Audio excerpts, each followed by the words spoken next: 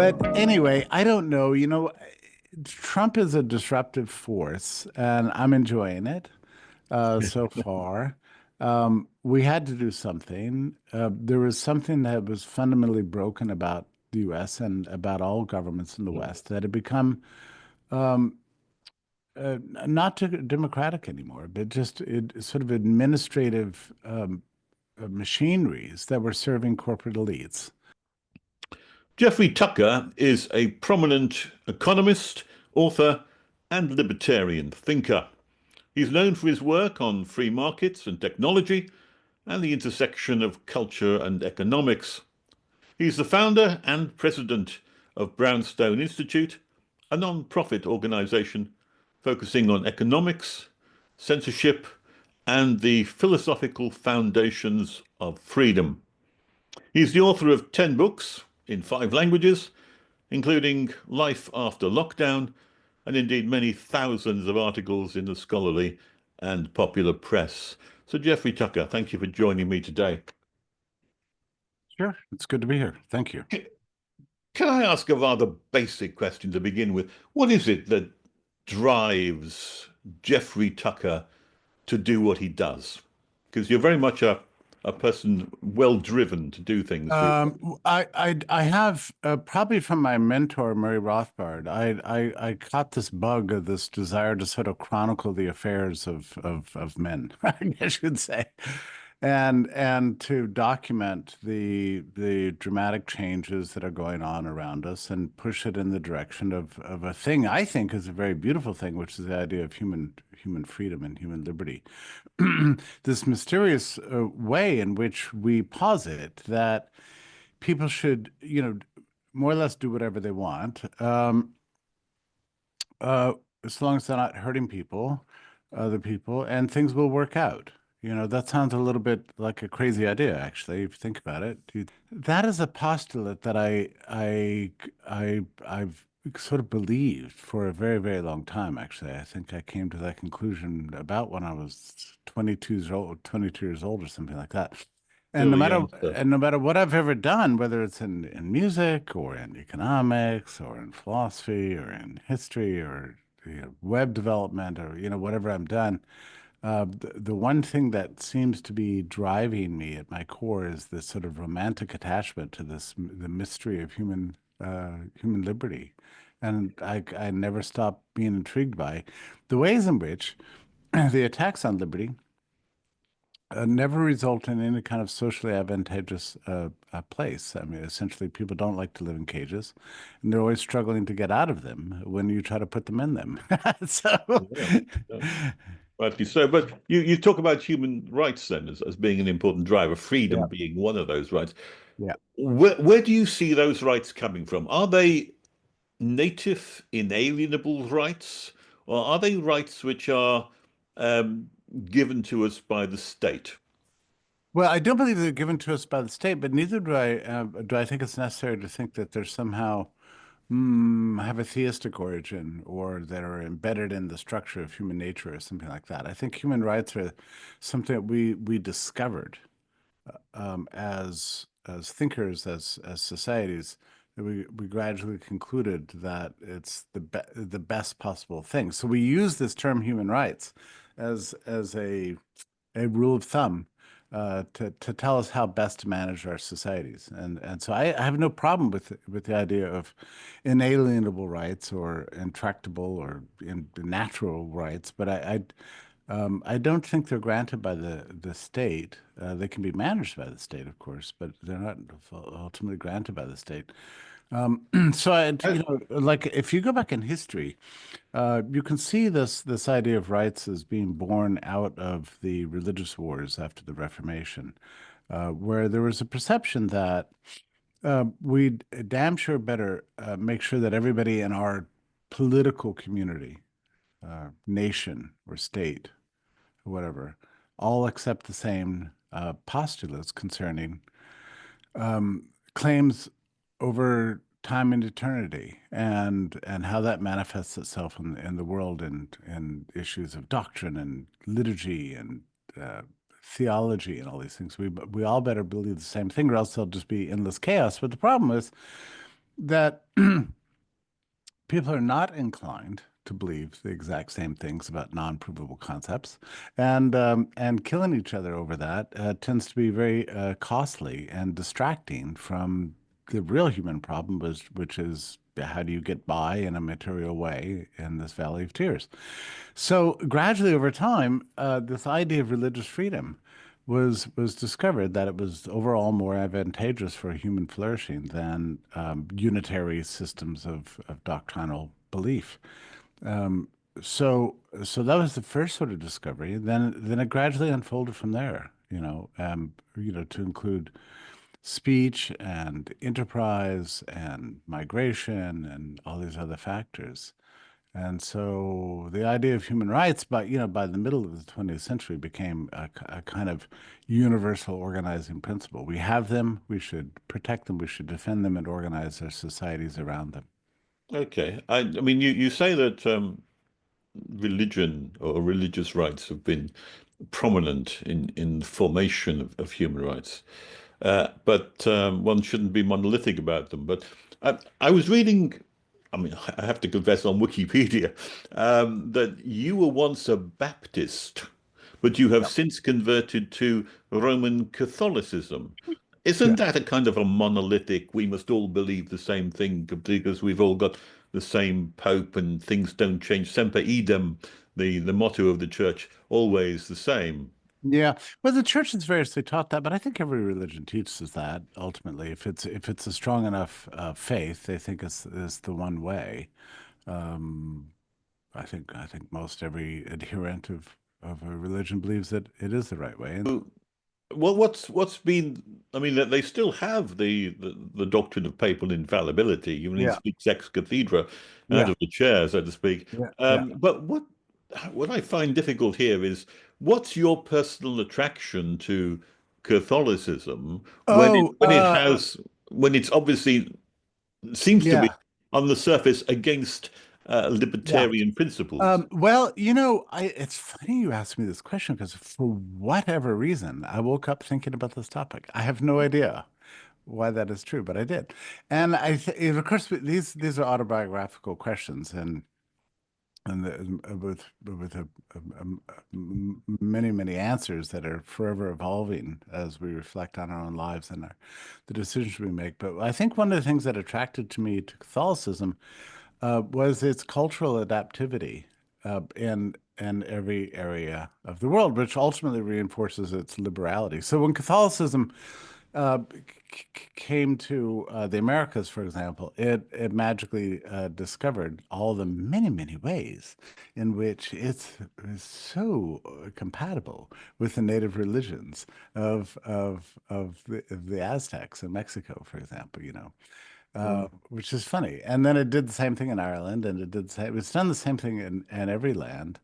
It just has this liberal expandability to incorporate just about anything. I mean, the Haitian Catholicism is, how should I say, very different from the Catholicism you would experience in, say, Virginia. But it still has this long historical root that goes all the way back to 2000 years Yeah, ago, and it has this sort of automatic conservatism built into it yeah, from that point of view. yeah, And I mean, that's is that very much your style? I know you're a libertarian yeah. and considered libertarian, but there are strong conservative notes which I mean, if I may be forgiven for mentioning, Mhm. there is a very definite Jeffrey Tucker style with the Mm. bow tie, and I don't know whether that's New England or Boston or whatever, but it has a conservative kind of feel to it. I just wonder Yeah. how those two things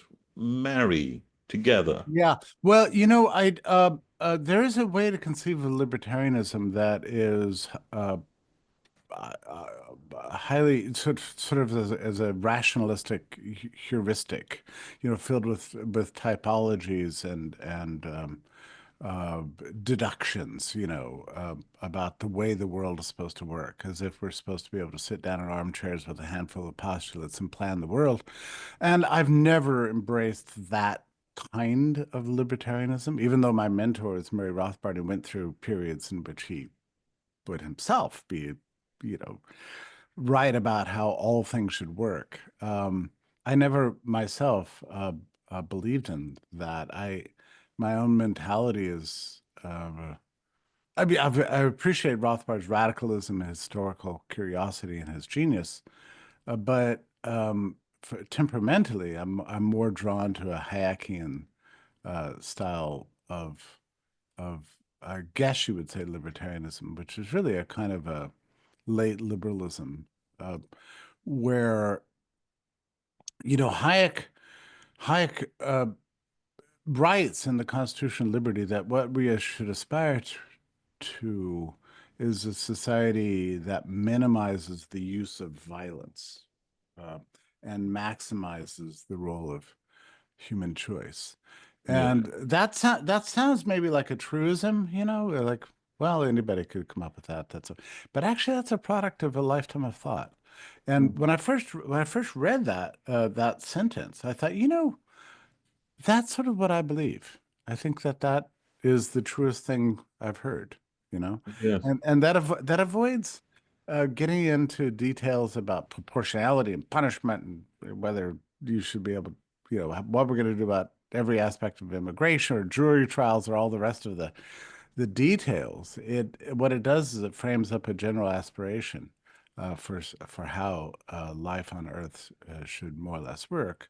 That's consistent with Mhm. moral intuition. And so when I was sitting down trying to figure out what would be the foundational statement of Brownstone Institute, which was found coming out of lockdowns, and very much of it's sort of a left to right. I mean, there's got a multidisciplinary sort of platform to think about these issues in light of the crisis of the last 5 years. I took recourse to that Hayek statement, and I really just emblazoned that at the core of our mission. And you can read it on the website right now. And I was actually rather proud of that statement because it's taken me a lifetime to kind of finally reduce it to its essence. I'm reluctant to use the word reduce because it's not a reduction. As I say, it's a statement of aspiration that's consistent with moral intuition that I think everybody should aspire to, whatever your Yeah. ideological orientation is. Does it surprise you that it's really the right in politics which seems to um, uh, propose and support and foster individual freedom more than the left? I mean, we had a prime minister many years ago now, Margaret Thatcher. She used to carry around Hayek apparently in her own handbag because she was a Yeah, great devotee yeah. of that individual approach. Hmm. And that seems to be now something which the right have taken over or taken possession of as a champion of individual rights. Um, I, I think you're empirically correct and sort of casually true. I mean, it's generally the case that people who believe like I do are described as being on the right. I happen to think that is historically contingent Yeah, upon yeah. circumstances of time and place. Like I think people like me used to be seen on the left. I mean, if you're talking about, um, But hasn't the left changed dramatically from the yeah, time yeah. So of I think this is the problem. JFK to the Yeah, time of Biden? yeah, and it's hard to track exactly when this happened. And in fact, some people on the left who are very, I mean, it would surprise you that Brownstone's probably, if you want to weight the community in terms of ideological orientations, it leans just in general towards the left in terms Is it? of, That yeah, surprises me. it is surprising a little bit, but these are people from the left who feel betrayed by the left, and so they Ah, feel okay. an Yeah. extra sense of fire to save the left from itself, you The know. kind of Bill Maher approach. Yeah, but a little tougher because he wasn't exactly great on these lockdowns and vaccine mandates. No, no, yeah, no.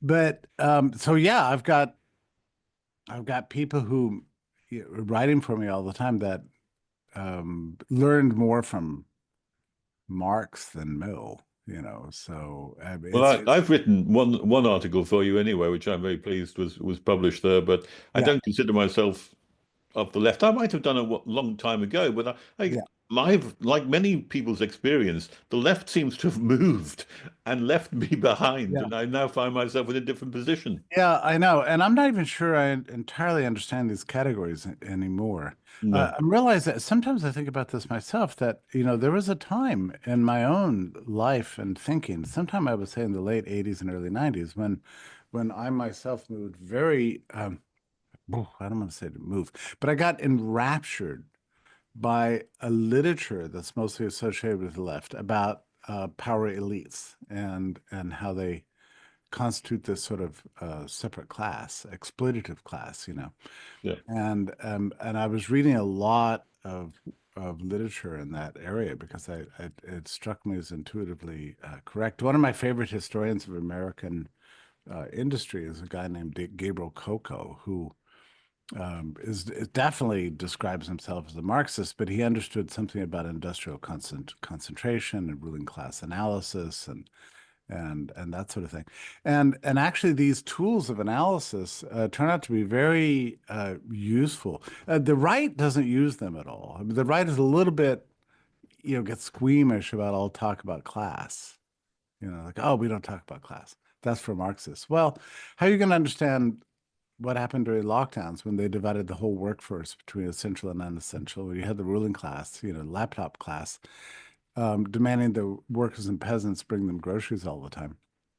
I mean, the yeah, entire lockdown experience was a class-based division of society by a ruling class that tech companies, media elites, governments, the overlords, against everybody else, really, or exploiting the rest of society to serve them so they could stay clean and disease-free while everybody else is pushed in front of the virus. I mean, like, I don't know how else you understand that except through a kind of a yeah, Marxian class analysis. And so the left becomes very valuable in that way. And for the right to eschew this talk, which they have for, several centuries now, um, blinds them to certain terrible realities about the world. So this is, I think, why so many people from the left are involved in Brownstone, because we do tend to, at least I, as the editor of the place, tend to be drawn towards these class-based explanations for a lot of the political divisions of our time.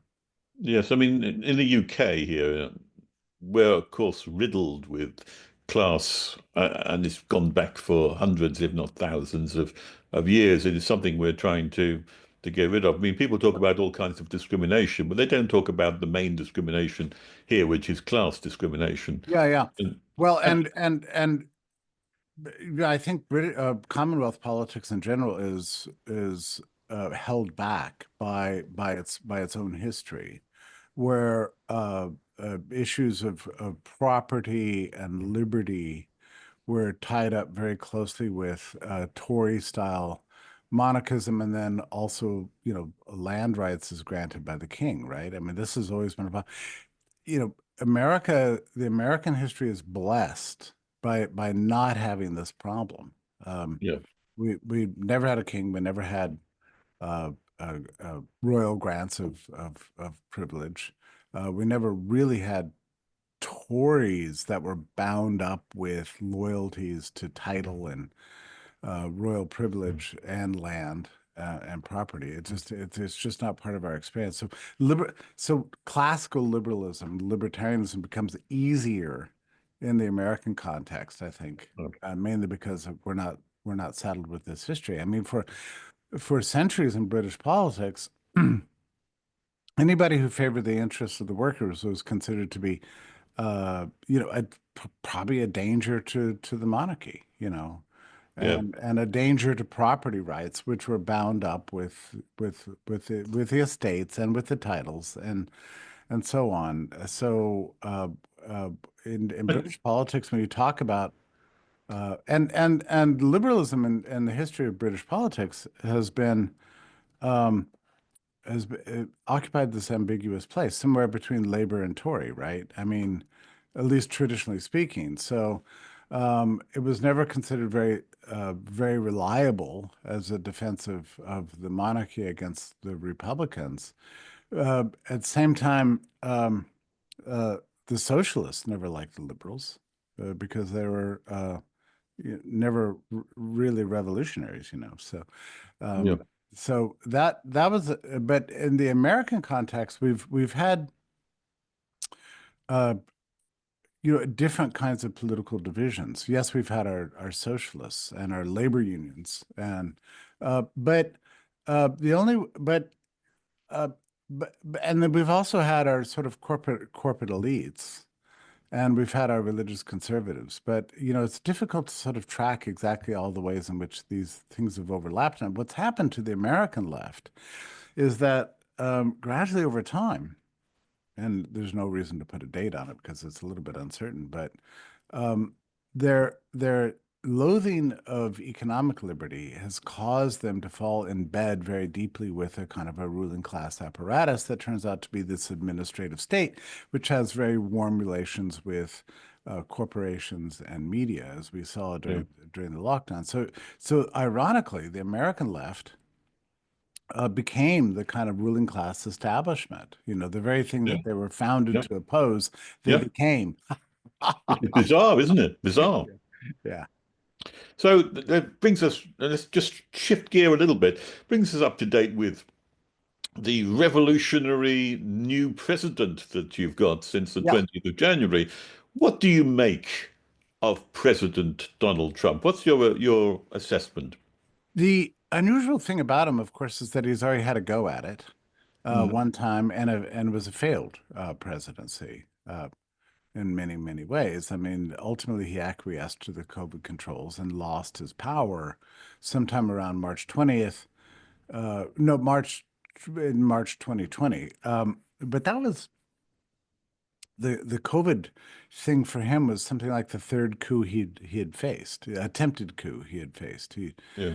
As soon as he took office, he was accused of having been elected by the Russians, which, I've whatever. never known any president to be so attacked by the Yeah, media yeah. as him.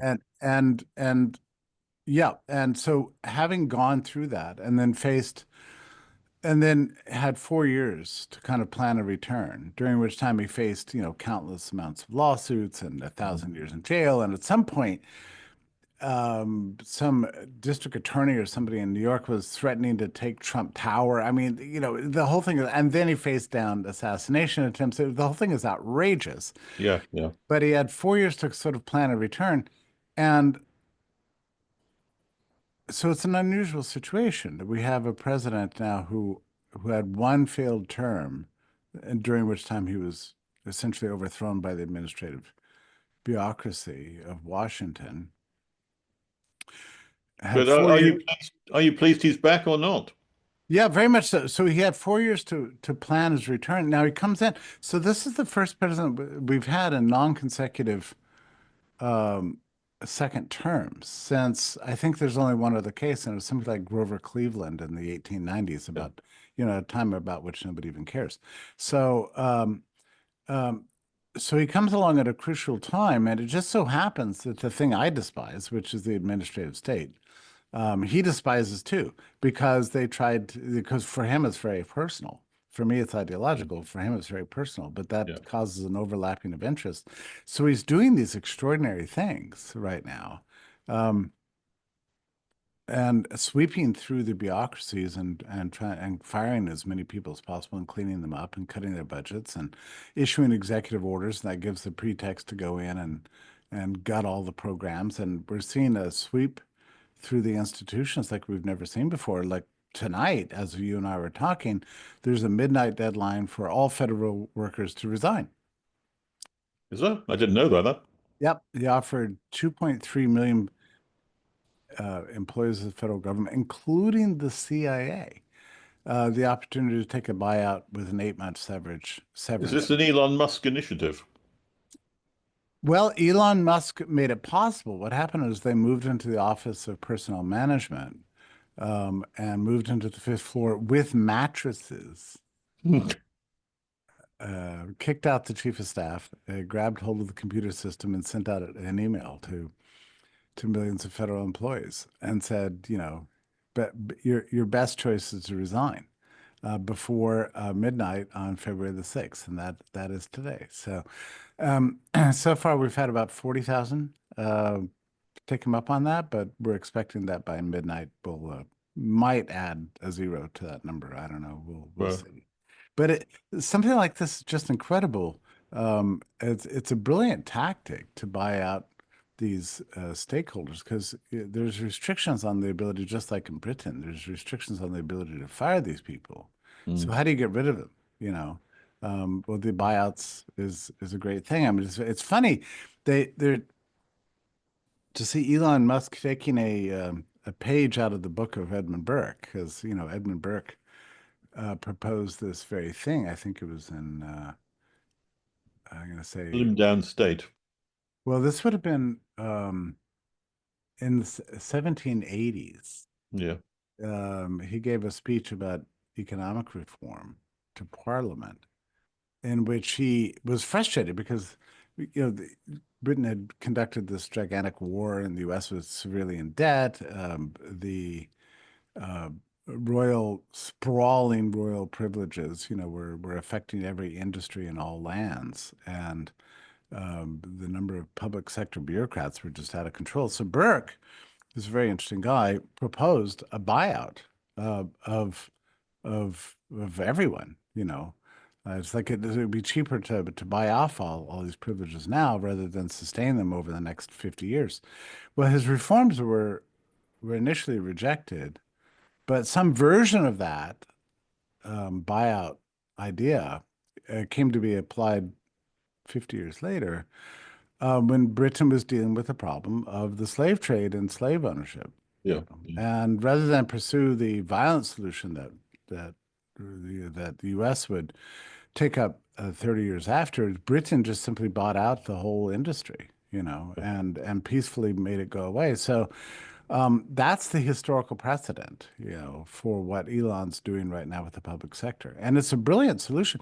I mean, it's something that's interesting to me because, we all watched, you did, I did, watched socialism unravel in Eastern Europe and Russia. And we Yeah. saw the ways in which the revolution took various forms in various countries, sometimes peacefully, sometimes not so. But the struggle to kind of get the state's tentacles out of the life of society was unfolded in a certain way in Eastern Europe and Russia. But we've not really known how a similar sort of revolutionary movement would unfold in Western nations. We just don't really have any experience with this, with these overweening states that seem to have entrenched themselves so tightly with no real solutions. And yet you elect now a new government that wants to make a change. You know, can it? How does that going to happen? What does that look like? What are going to be the effects? These are questions we've asked for years and never really had answers to. But now it's exciting times because we get to see it happening in real time, day by day. The the idea of that you've just talked about in terms of financial muscle, if you like, in buying out things. I mean, Trump's using another version of that, using financial muscle in order to seemingly control his foreign policy at the moment, and that is the use of tariffs. Yeah. What's your take on the way in which Trump is using tariffs? Good or bad? Well, uh, so I would say generally bad. I'm not a fan of the deployment of tariffs, and the response to that is, well, look, he's getting his way. He got Mexico to acquiesce to, demands for more troops on the Canada too, border. maybe? Maybe too Canada, later? now has a fentanyl task force or whatever. Yeah. And so this is a great way to muscle other nations. Okay. But the thing is, I don't think people entirely understand that Trump has a much bigger ambition than just forcing governments to go along. There seems to be two theories about his tariffs. And like some people say, it's always going to be this sort of perpetual threat to get other states to do it he wants them to do, you know. But I don't think that's true. I think he's got much larger ambitions, and the problem he's trying to use, and I'm basing this in part on a paper written by his new chairman of economic Council of Economic Advisors, who believes that you can use tariffs to revalue currency exchange rates around the world. And the great problem that we've had um, since certainly since 1971, or arguably since 1948, is that the U.S. dollar has borne the highest burden for providing the world financial system liquidity. And what that's meant has been a sort of a permanent massive overvaluation of the dollar relative to every other currency in the world, which is undervalued. And just from a mathematical point of view, what that means is that every country can compete with the U.S. successfully based on labor costs and dollar valuations. And Americans know this.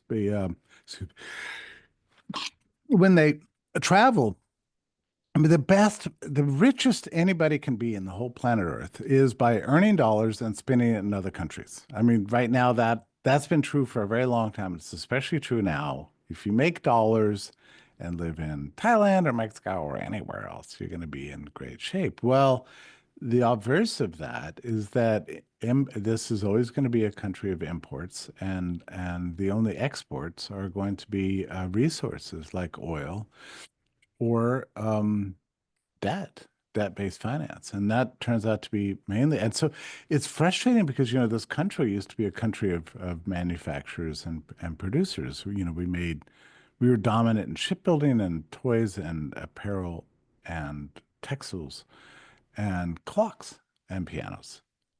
And Hmm. you to go through and furniture, there's dozens and dozens of industries where we had the skills, the supply chains, the infrastructure, labor force, and everything. And now all that is gone. It's all been wiped out over the course of half a century, due mainly to these currency problems. Yeah. So Of course, the dollar has to be revalued, and I, but I Trump was going doesn't to say want. that. Go on. Go Yeah, ahead. Trump sees dollar dominance as a indication of American strength. So this is like you can't reconcile these two positions. You can't both want to retain dollar dominance around the world and then also want the U.S. to become an Well, exporting economy. it's the reserve currency of the world, Yeah. isn't it? So, I mean, Yeah. if it loses that status, it would have catastrophic effects, surely, on your currency and its Oh, value. I think quite well, I don't know what the macroeconomic implications of that would be, but from a manufacturing point of view, a revaluation of the dollar relative to all the other countries in the world would rebalance trade. It would cause trade to settle for the first time in half a century and would make the U.S. Manufacturing competitive with the rest of the world. So that would be a net plus for us. But rather than pursue a kind of a global monetary reform that we probably need, although I'm reluctant to say that, but I think what the Trump administration's long-term goal is to try to revalue these currency relationships using the tariff power. So yeah, I think he's serious. He wants 10, 25% tariffs on most countries in the world. And Bad things? Well, good thing. I don't think that can I think that's a band-aid approach. And Right. Okay. Not I enough. don't see that as being um You ultimate. go for the devaluation of the currency. Yeah, I think we have to. Here's an easier step. So a lot of this comes down to the fact that central banks around the world are holding U.S. dollar Yeah. denominated debt, Especially China. and Japan and Oh, many other sorry. countries as and using that as collateral on which to expand their manufacturing base to compete directly on whatever products it is to compete directly with U.S. manufacturers. So if you want to fix that problem, the most immediate thing, you wouldn't even have to revalue the currencies. All you have to do is stop creating the debt, right? So if you unplug the printing presses and stop shipping the debt all over the world, on a constant basis, then you deny these central banks the collateral that they're using to compete directly with American manufacturing and producers. And that would be, I mean, I'm just saying let's try that first. Yeah, fair enough. Fair enough. Yeah. That's a good point. Yeah. But let me ask you the bigger question. Behind all of this, you've got a huge, unbelievable national debt of, I don't know how many tens of trillions. Is it 40 trillion, 50 trillion dollars at the moment? Does it surprise you that it's got that big? Has it surprised you that governments, particularly the last government, is happy to still spend billions, trillions of dollars on things, knowing that it hasn't got the money? And what's the outcome of that going to be? Because it looks to me like it's all going to go tumbling down and crash. Yeah, at some point we don't know what that point is. I think the GDP to debt ratio is something like 125%. It's just something, it's higher now than it was in World War II. So it's just Yeah, I absurd. mean, does that surprise you that it's got that way? Well, I think institutionally there's nothing to stop that from happening, so long as you have the sort of the printing press rolling at the Federal Reserve and an infinite demand for dollar-based debt all over the world because everybody assumes, I mean, that the Treasury bill, U.S. Treasury bills are the most valued currency uh, asset on the planet Earth, the most liquid, the most valued. So, But so it's of only course it's valued as it's one of those things which is based upon trust, isn't it? And once the trust is gone, then things can fall and fail rather quickly. I think was it Galbraith who said things fail first of all slowly and then very quickly. Yeah, if we And if start that seeing a risk premium attached to U.S. debt, that'll be the end. We've not seen that though, right? I mean, they're not the reason U.S. bonds don't have a risk premium attached to them is because everybody believes the Federal Reserve is going to bail out the system for forever, you know. Yeah, but a Yeah. day may come when people don't believe that, and then if they call the debts in, what will happen? I think that the dollar will lose its value automatically. You'll get that devaluation, but it'll be huge, won't it? It'll be huge and probably result in massive. Well, I'm not sure what the It'll effects. make 1929 look like a picnic. Yeah, it could be terrible. Now, is it possible that with Trump in charge and Musk doing all this stuff that uh, we could start making our way towards a balanced budget? Um, Trump doesn't seem to care about that much. As a real estate investor, like in his line of business, Real you're estate f- goes up. you're you borrow, you stay as levered up as the banks allow. I mean, Yeah, that's his mentality. Like you're crazy not to have as much debt as banks will give by you. the banks to underwrite you. Well, and if you're the head of a state, there's the extent to which the banks are willing to underwrite you is essentially unlimited. So this is quite scary. Yeah, I'm sure it is. Yeah. Can I switch gear again because Yeah. we're still on Trump, but there's lots. We're running out of time, and I've just noticed we've only got 10 minutes left or so. Um, on Trump's other pronouncements, what do you make of those? Can we, Yeah. for Well, example, things like Gaza? He made some strange, or Panama. I mean, what do you make of those? Trump is a believer in nationalism, and I can't believe I'm saying this, but there nationalism is better than globalism. And by that I mean, you know, global government, like we saw it in COVID, where every country in the world pursued the exact same strategies, social distancing and masking and vaccine, and everybody's citing the World Health Organization as an authority, is extremely dangerous because we have no plebiscite for any kind of global institutions, Um, I suppose you're in Britain, so you understand this, but the European Parliament, is like a joke, right? I mean, people get elected to it, but it's not real. It's a rubber stamping machine. Yeah, it's a rubber stamping machine. So you can just imagine, a global government is in effect a strategy for mass disenfranchisement. Yeah, So the reassertion of nationalism is a way of giving back yeah. uh, to the people control of the regimes under which they live, which is something we've aspired to do for the better part of 500 years, I would say, something like that. So this is essential. So an assertion of national rights is consistent with human liberty. So Trump does have a odd way of going about it, for I sure. mean, he's looking at annexing Gaza or Panama.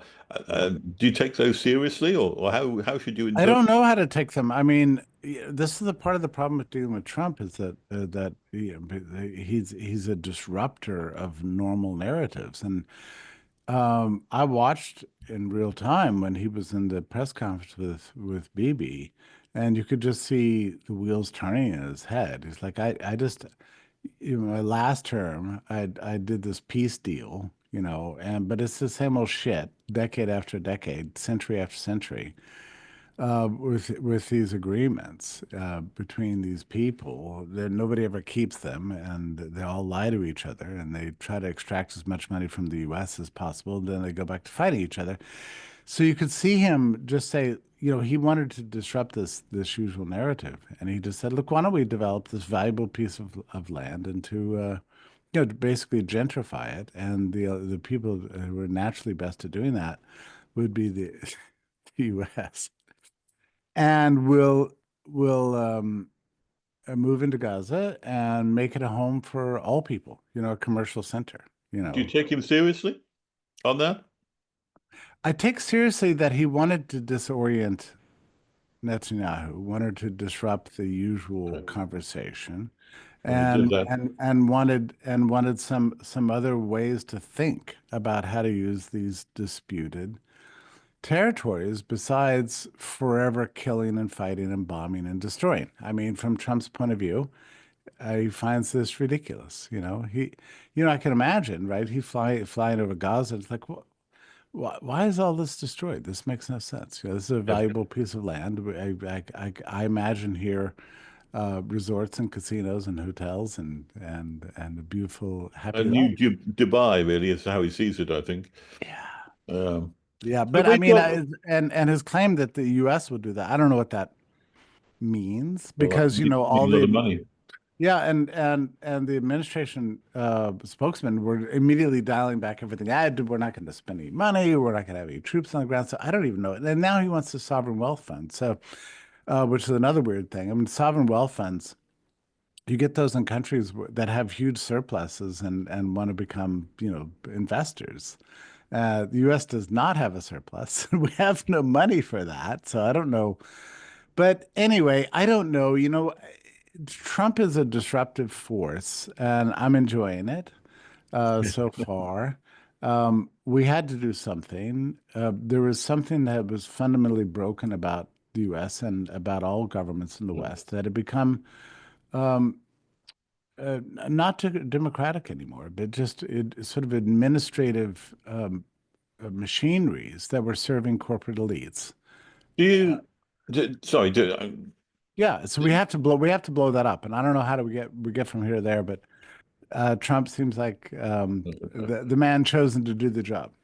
do you, I mean, Trump has some strong views on other issues too, things like climate change. He's withdrawn from the Paris Agreement. Do you take his view on that, that climate change is essentially a con and that we're being driven over a cliff if we go this direction and no one else is doing it? Oddly, Philip, I had not thought about the climate change issue that much, even though it's been extant for 20 years, 25 years, something like Yeah. that. I never really did any writing about it, and I'm not sure why. I just never got really that interested. But the COVID experience made me think all the science is fake. Yeah, I mean, the COVID and the lockdown Yeah, experience, it shocked me. I think it shocked you to the even more extent. The fact yeah. that all of our rights that you were speaking of earlier on could be dispensed with so quickly, so easily, and so absolutely at the whim of a Yeah. government which no longer thinks that they're With the viable. support of science, with support of science. So for years, people, climate skeptics would say to me, "Oh, you don't understand. Government's paying for all these fake climate studies. They've got all the climatologists on the payroll. All the journalists are run, supported by the same institutions and the government. So it's all just a scam. And I said, "Do you mean to tell me that scientists and academics, all in one field, are all willing to lie for money Yeah. and it's like a cartel? I mean that like I just don't believe you." Okay. But then the I, COVID happens. You're like, oh, I saw the whole scientific establishment go from one day to the next saying, don't quarantine people, don't demonize people for their sicknesses. You should always, and that was and you in, must get vaccinated or else you lose your job. yeah. And then instantly, a few weeks later, they're going to like lock down, socially distance. People are going to hang out till you get this experimental shot. And if you don't get it, then you're not going to be able to have lunch at the diner or whatever. I mean, so I saw this happening. It was all done with government money and by wimpy, uncourageous losers who were just concerned about paying their cell phone bills and their mortgages, saying whatever the government wanted them to say. And I saw it happen in epidemiology and medical science and pharmacology and so on. So, is it implausible the same thing has happened to climate? No. I mean, we've discovered over the last couple of days that at least 20% of the mainstream media in the US is entirely funded by tax dollars, Mm. which makes me really, I was so glad to hear that because up to now, I've just assumed that vast numbers of journalists and editors were complete idiots. Well, now I know they were just doing the bidding of their of In their the of pay. their masters. They're in the pay, and that makes a lot more sense to me than that they're just stupid. Yeah. But it's also depressing too, insofar as so many people can be so easily bought Yeah. by so few. Yeah. It is depressing, but there it is, right? I mean, Yeah. we've discovered things about the world in the last 5 years that none of us wanted to believe were true. Well, I always believed, like you, that human rights were inviolable Yeah. and inalienable, Yeah. and those things have just been taken away. That's what I think worries me about the future. If they could be taken away so easily a few years back in 2020, what's to stop them being taken away in 2025 There's or only one 2030? thing, and that's public opinion. But we've seen dramatic shifts in public opinion in the last year. I don't know if you're feeling it yet in Britain, but Mm. in the US, everything has changed and suddenly. I mean, the we have this thing called DEI, which stands for diversity, equity, and inclusion, I know we have this too. which is just affirmative action, which is to say legal discrimination for some Yes, people yeah. against other people. And Trump wiped it all out. And now just like practically overnight, it's disappearing from American life. I mean, It's having a small effect over here too, even what Trump has done, which I think is a yeah. positive thing, I have to say. Incredible. And the transgender thing seems to be Yeah, reiterating too. yeah. And all this has happened, as quickly as one can possibly ever imagine. Uh, Mm. I'll tell you another thing. Like, there's a website called usaspending.gov, which has the complete records of everybody who's ever gotten a government grant. That website has been around 15 years. Anybody could have looked up anything for a decade and a half. Nobody ever did. In the last week or so, that site has exploded in use, and everybody's looking up everything. And anybody who's been getting government money is suddenly a disgrace. It's a black mark on the institutions. Oh, that's This could interesting. have happened at any point in the last 15 years, but it had to wait till Trump changed the culture and the priorities of the public mind for this suddenly to happen. And now people are shocked. Oh, the New York Times is on the payroll. Oh, Politico's on the payroll. Oh, and so this is daily life on X, right? If finding out who the malefactors are, you Yeah. know, among the commanding heights of society and outing them and shaming them. We have similar things. I mean, many of our newspapers are funded or get 20 or 30 million pounds from the Gates Foundation, or you find that our drug regulator, who's meant to regulate the drugs, has actually paid 80% of its money by big pharma. Yeah. Those kind of things are, Isn't it something? Well, it's funny because when Soviet control over Eastern Europe sort of collapsed, they went into all the bureaucracies and dug through all the records. and exposed everything. This happened in East Germany, happened in Romania, Czech Republic, and so on. Well, that same thing is happening now, but just in a slightly different and technical way. I mean, this thing called the Department of Government Efficiency, or DOGE, as run by Yeah. Elon Musk, is just a kind of a ghostly crowd of, a couple of dozen young tech nerds that are sweeping from agency to agency. And I heard last night before I went to bed that DOGE was on its way to Atlanta to visit the offices of the CDC. So when I woke up this morning, it was a bright and beautiful day because I knew that DOGE had arrived at the CDC. Let's tear Great. it apart. Well, I wish he'd come over here as well, Anthony. We've we've come roughly to the end of our time, Jeffrey. Can I just ask you one final question, which is, if we were ask you to look forward to the future, to the next 5 years, maybe 10 years, after the time when maybe Trump has gone and all those things, Mhm. do you see a positive future ahead of us, or do you see a negative I future? know I'm feeling more positive all the time, and I'm not a prophet, but I will say this, that we're getting more and more open talk about lockdown. So this is a thing that has vexed the entire planet Earth, is that we did this horrible thing, put In lockstep. almost the whole of humanity in Yeah. cages and then injected them with some weird experimental poison shot. Um, and we don't want to talk about it. But we're starting to see more talk about this. Milei in Argentina has now made it clean, and he's frustrated me because he's been speaking for the World Economic Forum and the UN, blah, blah, blah, blah, for years now, but he's never mentioned the COVID controls. Well, just yesterday, he pulled out of the World Health Organization and denounced them for for pushing lockdowns, which he says are a crime against humanity. So what you can see here, more and more people openly talking about this stuff, and I think this is the essential predicate to healing the planet, is to come to terms with what happened to us over the last 5 years. And we're not there yet, not even No. in the U.S. case. And a lot of the job of the Brownstone Institute is to push forward research and thinking about this subject, so we can make sure that at some point the human family, uh, you can openly talk about what happened and who was involved. Why is it that all the commanding unites of society, academia, big tech, all the top corporations, all governments at once decided that human rights and human freedom just don't matter? We need to have a serious discussion about that, and that is starting to occur now. And to me, that's very bullish for the future of humanity, because you've got to come to terms with the evil of the past if you're going to build a bright future.